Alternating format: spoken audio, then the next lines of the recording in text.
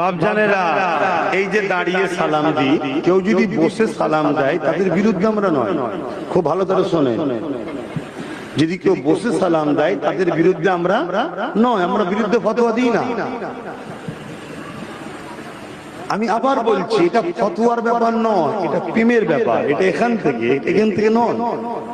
তা মশলা খুঁজতে যায় অনেক, টাকাটা ছাড়তে হবে। ওই পাক আব্বা এদিকে সরে আসে, একটু ঘুরিয়ে দেন তো ভাই আমার দিকে।